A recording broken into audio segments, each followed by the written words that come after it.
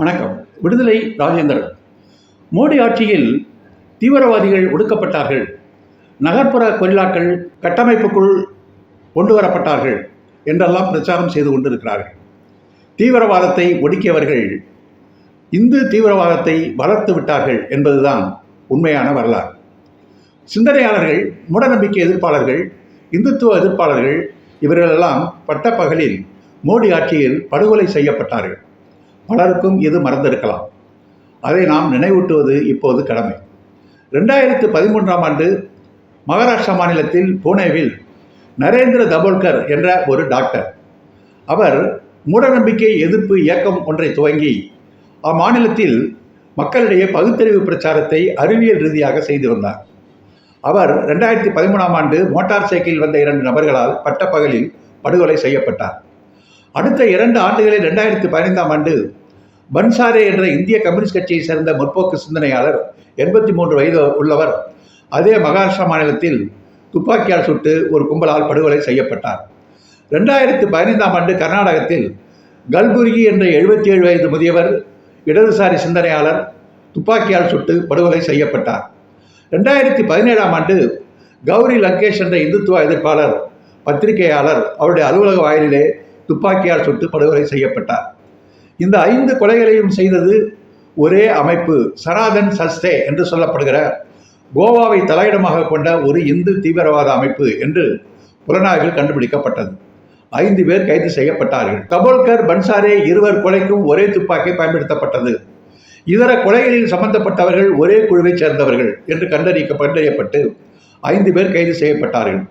உரிய நேரத்தில் குற்றப்பத்திரிகை தாக்கல் செய்யாத காரணத்தினால், அரசின் அலட்சியத்தால் அவர்கள் பிணையில் பிறகு விடுதலை செய்யப்பட்டார்கள்.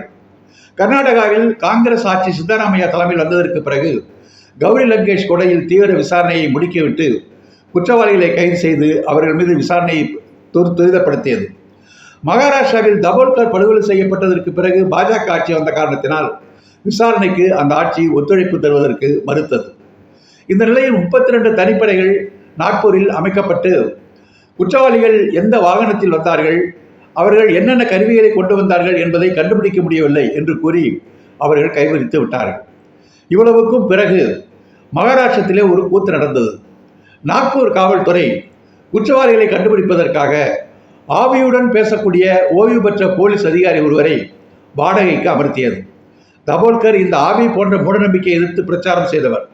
ஆனால் தபோல்கர் ஆவியுடன் பேசி உங்களை கொலை செய்தது யார் என்று என்னால் கண்டுபிடிக்க முடியும் என்று ஒரு காவல்துறை அதிகாரி ஓய்வு பெற்றவர் கூறினார் என்பதற்காக அவருக்கு வாடகைக்கு பணம் கொடுத்து ஆவியுடன் பேச வைத்தது. இவ்வளவு கேவலங்கள் நடந்ததற்கு பிறகும் கூட அந்த அமைப்பு, தீவிரவாத அமைப்பு தடை செய்யப்படவில்லை. அந்த அமைப்பில் சோதனை நடத்தப்பட்டு வெடிகுண்டுகள், ஆயுதங்கள் கைப்பற்றப்பட்டதற்கு பிறகு கூட சனாதன் சஸ்தே என்ற அந்த பயங்கரவாத அமைப்பை இன்னும் அவர்கள் தடை செய்யப்படவில்லை. 3 அமைப்புகள் இதை விசாரணை நடத்தின. Karnataka SIT, Maharashtra SIT, CBI போன்ற 3 அமைப்புகள் விசாரணை நடத்தியதற்கு பிறகும் இந்த குற்றத்தை நோக்கி தண்டனை வாங்கி தரக்கூடிய அளவிற்கு விசாரணைகள் தீவிரமாக முடுக்கிவிடப்படாமல் 10 ஆண்டுகளுக்கு மேலாக காலம் கடத்தப்பட்டு வருகிறது. இன்றைக்கு ஏடுகளில் அடுத்த வாரத்தில் இது குறித்த தீர்ப்புகள் வெளிவரும் என்று செய்திகள் வருகின்றன. குற்றவாளிகள் விடுதலை செய்யப்பட போகிறார்களா, அல்லது அவர்களெல்லாம் தேசத்தினுடைய தியாகிகள் என்று கூறி மோடி ஆட்சி அவர்களுக்கு பதக்கங்களை வழங்கி கௌரவிக்கப் போகிறதா, இல்லது குற்றவாளிகள் தண்டிப்பிக்கக்கூடிய ஒரு ஆட்சி மாற்றம் தமிழ்நாட்டில், இந்தியாவில் ஏற்படுமா என்பதெல்லாம் நாம் பொறுத்திருந்துதான் பார்க்க வேண்டும். ஆனால் இந்தியாவில் தீவிரவாத இயக்கங்கள் துப்பாக்கிகளை கையில் எடுத்துக்கொண்டு பகுத்தறிவாளர்களை, மூடநம்பிக்கையாளர்களை, சிந்தனையாளர்கள் எல்லாம் கொண்டு ஒழித்திருக்கிறது. குற்றப்பத்திரிகையிலே தெளிவாக சொல்லப்பட்டிருக்கிறது. அந்த அமைப்பு, தீவிரவாத அமைப்பு, இந்து ராஷ்டிரம் அமைப்பதற்கு இத்தகைய பகுத்தறிவு பிரச்சாரங்கள், இந்துத்துவ எதிர்ப்பு பிரச்சாரங்கள், சிந்தனையாளர்கள் இவர்கள் தடையாக இருக்கிறார்கள் என்பதற்காகத்தான் இந்த கொலையை இவர்கள் செய்திருக்கிறார்கள் என்று தெளிவாக குற்றப்பத்திரிகையிலே சுட்டிக்காட்டப்பட்டு இருக்கிறது. ஆக இந்துத்துவ எதிர்ப்பிற்கு தடையாக இருக்கின்றவர்களை சுட்டுக் கொள்ளலாம், அவர்களுக்கு மோடி ஆட்சியில் தண்டனை இல்லாமல் தப்பித்துக் கொள்ளலாம், விசாரணையை தாமதப்படுத்தலாம் என்ற ஒரு போக்குதான் கடந்த காலத்தில் இந்த விசாரணையில் நடந்த ஆமை போன்ற காலதாமதம் நமக்கு உணர்த்தி கொண்டு இருக்கிறது. அடுத்த வாரங்கள் வரக்கூடிய தீர்ப்பில் நியாயம் கிடைக்குமா என்பதை பொறுத்திருந்து பார்ப்போம், சிந்திப்போம். நன்றி, வணக்கம்.